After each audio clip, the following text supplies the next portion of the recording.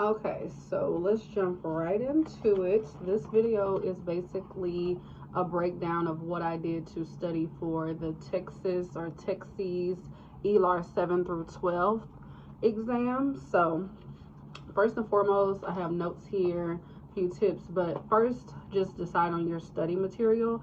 I believe in varied study materials, so basically getting a lot of different things to make sure you're hitting the information at all angles. You may understand something better based on how it's worded in one resource opposed to the other. So I use basically 3 resources for this, 4 if you count YouTube. I use 240 tutoring to start off with. I use Certified Teacher. I use this book right here, found it on Amazon. It was about $24. And I also use YouTube videos. There's a couple of people on there kind of having a study session. The videos are very bad quality, so watch them at your own risk, but I was just really serious about trying to watch stuff and figure out what was going on and different info about the exam, maybe like insider tips of people who had already taken the exam. So I watched them. And anything else that you don't understand, I think sometimes listen to it in a video form will help you understand it a little better. So I liked to basically search for something that didn't make sense to me so I can watch it, and a lot of times that did help. So the method that I used basically was writing down how do I want to study and what amount of time do I want to dedicate to studying, because I felt like if I didn't have a plan, I wasn't going to know when I felt ready. I wasn't going to know how to basically assess myself. As teachers, we learn how to do this. So I basically had to treat myself like a student and do the research that went along with that. So I started off by reading the content and quizzing with 240 tutoring. So if you've ever used 240, you know there's a diagnostic tool. I took 2 diagnostics before ever starting with the study program. My first diagnostic, I made a 64%, trash. Second one, I made like a 74%, so still pretty low.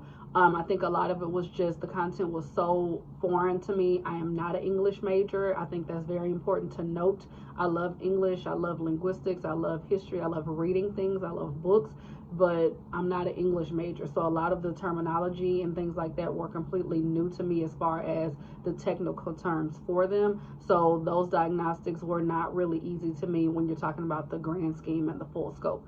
So I started with the diagnostic. I was like, yeah, I'm definitely gonna have to study. So then I went from the diagnostic to reading all the content, read every single word on the page for the 240 content, like instructional. I think they call it instructional content or something like that. So I read that, and then I would take all of the quizzes, and it does get very tedious, but take all of the quizzes. That is my number one thing. And if you ever find yourself getting tired or zoning out or frustrating, it is very important to stop. When you get to that point, you're not listening, you're not learning, you're not retaining anything, stop. Do not force yourself to read through content, because at the end of the day, if you are not understanding what you're reading, you're not learning it. And I had to teach myself that. When I got tired and frustrated and I was over it, break time, period. So started with 240. Take notes. I don't know if you're a note taker, everything will not work for everybody, but I definitely took notes along the way. If I didn't know something, I would take a note, because writing it will make that connection in your brain. You're writing it, you're reading it aloud, you're seeing it in print, it's imprinting on your mind. So I definitely did that. And review the notes until you feel comfortable. I will write notes one week, and then the next week not referring to them. Write them one week, don't refer to them, keep studying using your online resources in your book, and then the next week I will look at the notes, and when I looked at the notes, I would already know what I was reading, so that's when I retired the notes. So don't feel like you have to always go back and refer to those notes. Keep studying naturally. You can study using the notes or without. I chose without, but when I went back to those notes, I was able to retire the notes as I knew what I was reading. So this is when I introduced another study program. Do not overwhelm yourself, in my opinion, with having to do all of these different study programs. I started introducing one thing after another. When I felt like I mastered something and it was getting redundant, that's when I added something different. So at this stage in my studying, I added the practice exam with Certified Teacher. So same with Certified Teacher as 240. You basically start with the diagnostic. My diagnostic with Certified Teacher was not good either. I want to say I made a 212, but I did not understand how to self-grade my reading responses on the 7 through 12 ELAR, so that could have thrown it off as well because I didn't know what I was clicking. I just clicked whatever. I don't know if I clicked a partial or 0 credit, whatever. So I took the first one. It was a 212. Went through all of the areas that they said I did poorly in, took all of the quizzes. Read all the answer choices, especially if you thought you knew the answer. If you thought you knew the answer, that means that you want to eliminate that thought from your mind. Read why it's wrong, tell yourself that's why it's wrong, and then read what's right. That's going to get you on the right track, so you're not out here saying, well, I thought the misplaced modifier was right because that's how I talk. Okay, that might be a colloquialism.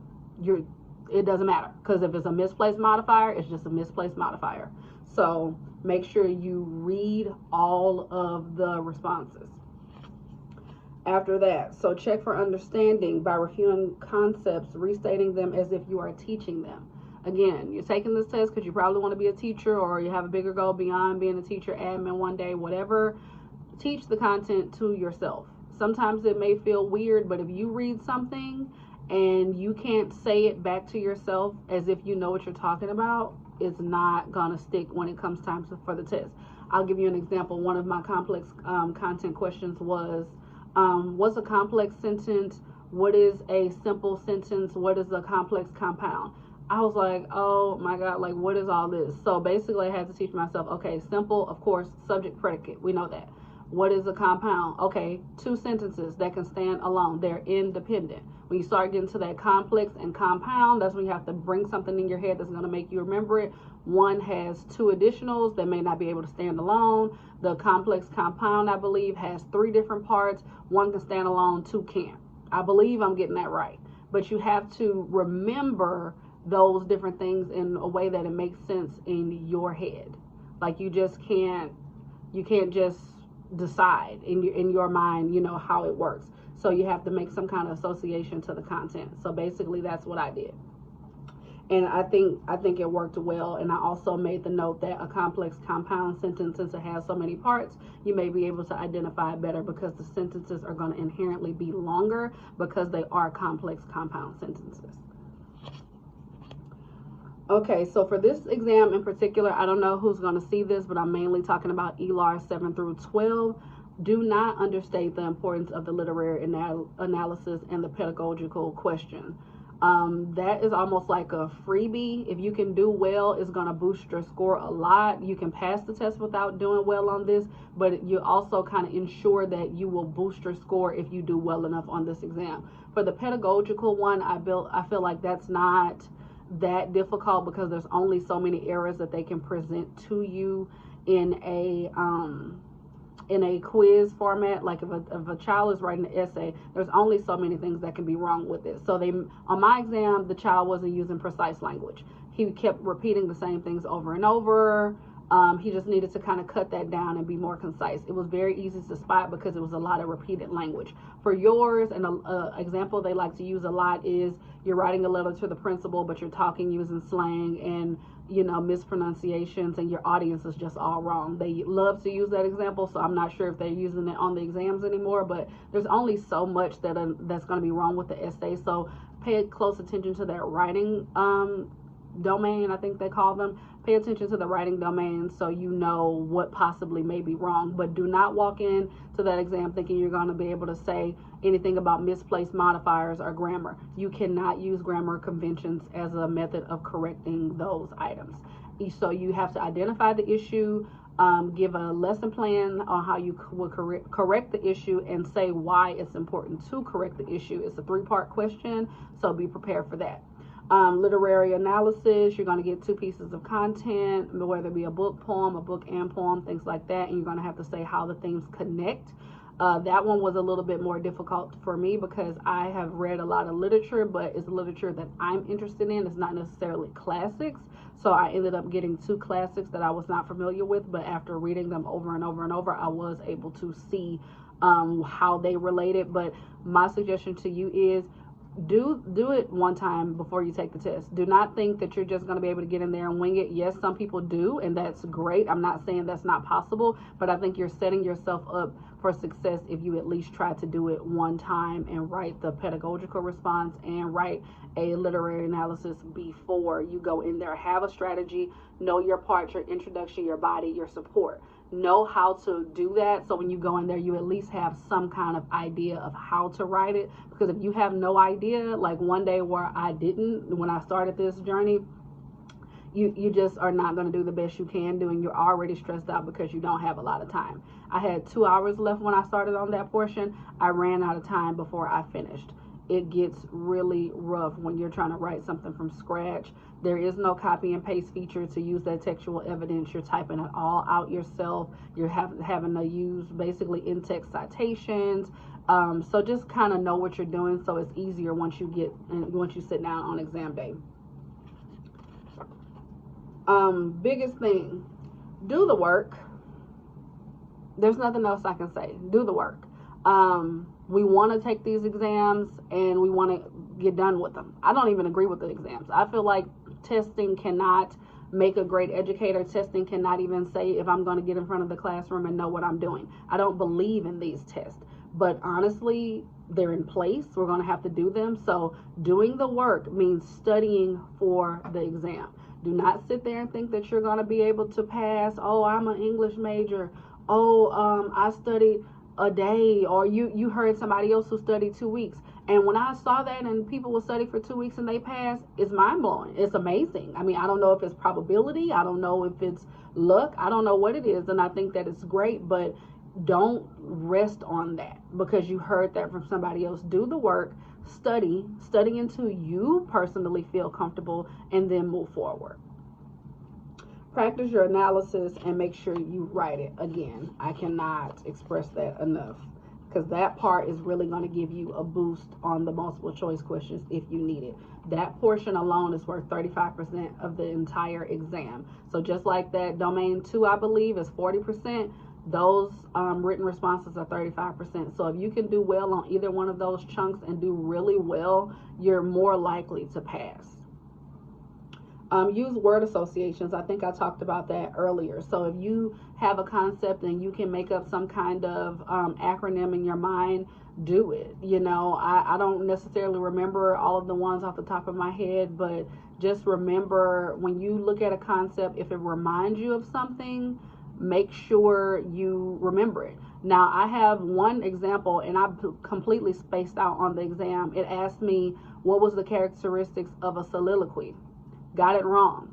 I don't know what I was thinking, but it was completely wrong when I did it. But a good way to remember soliloquy would possibly be solo.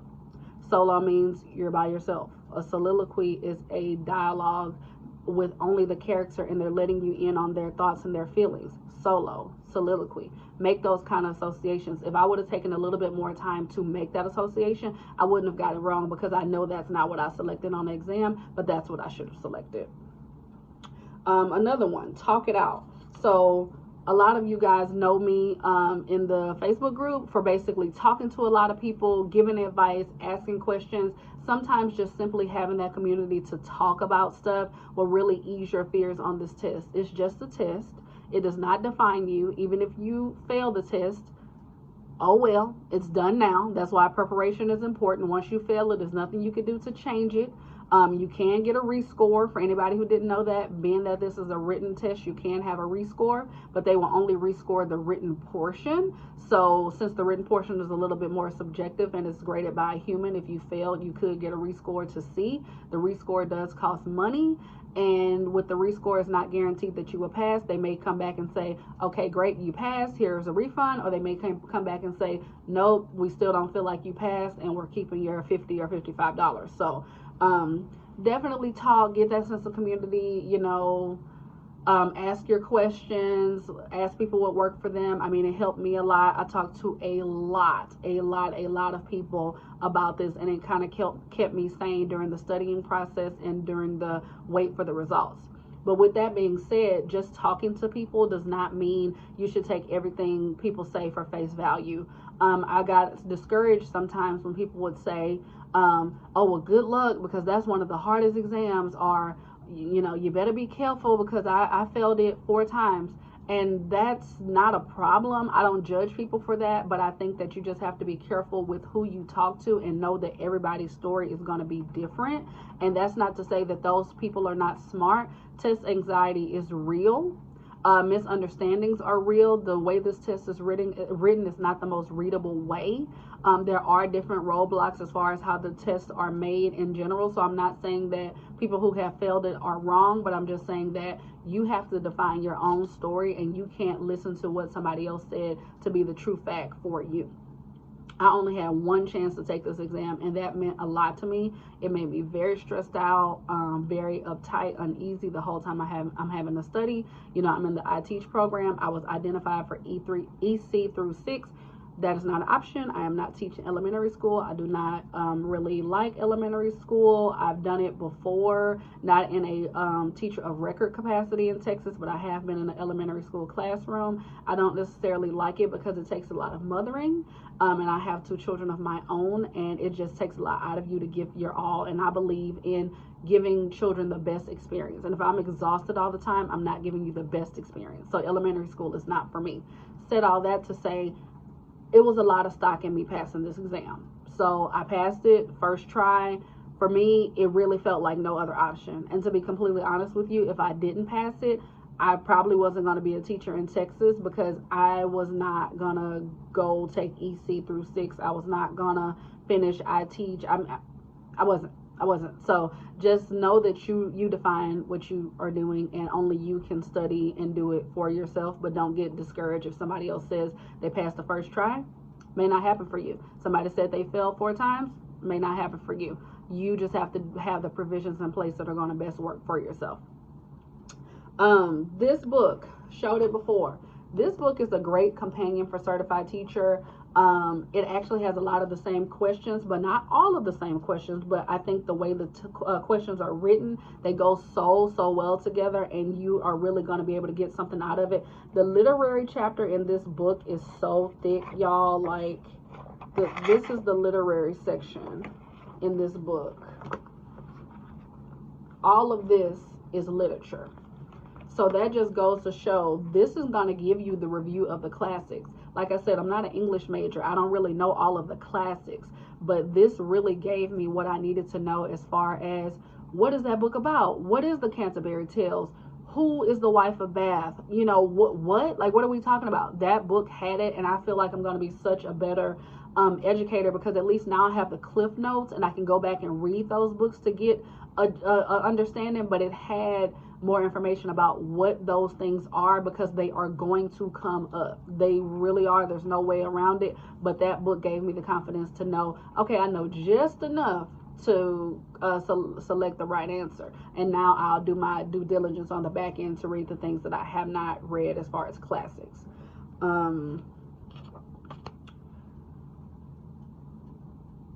So while you're going through your studying, I have down here to refresh and read excerpts and state in your head how you would write your analysis. So after you've written that very first analysis, great. But when you read more text, think about in your head when you're reading, how would I analyze this?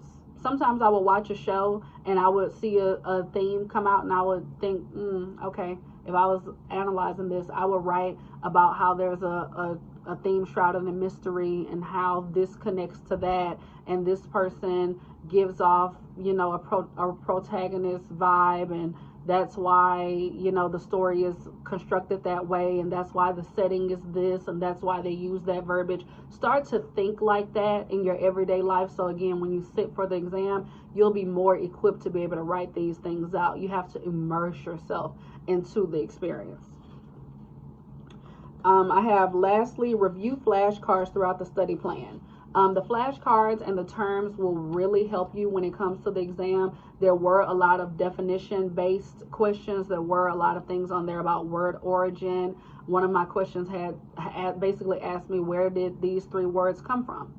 And I had to know if they were French words, Greek words, or Latin words. So sometimes those terms are going to help you know, what is the root word, you know, what is the etymology of the word, so you know where did that come from? You know, I won't give you the exact answer because my test may still be out. I don't know. I don't want to mess up my credentials, but they will ask you, here's 3 words. What's the origin of these words? And sometimes you have to have that background knowledge. So do not sleep on going through the flashcards and knowing the terms. So lastly, y'all, I have a few things that I just wanted to say as far as tips wise. I already covered do not zone out when you read. When you zone out, you are not retaining the information. Stay focused. Do what you need to do. If you need a break, take a break. There's no need in sitting down studying for 5 hours if you zoned out after 30 minutes. If you need the break after 30 minutes, take the break. I studied daily, but you know, you don't have to study daily. I did. Again, I had 1 try and I was trying to teach this August. So I could not, you know, take 2 months. I had to study every day and that was it for me.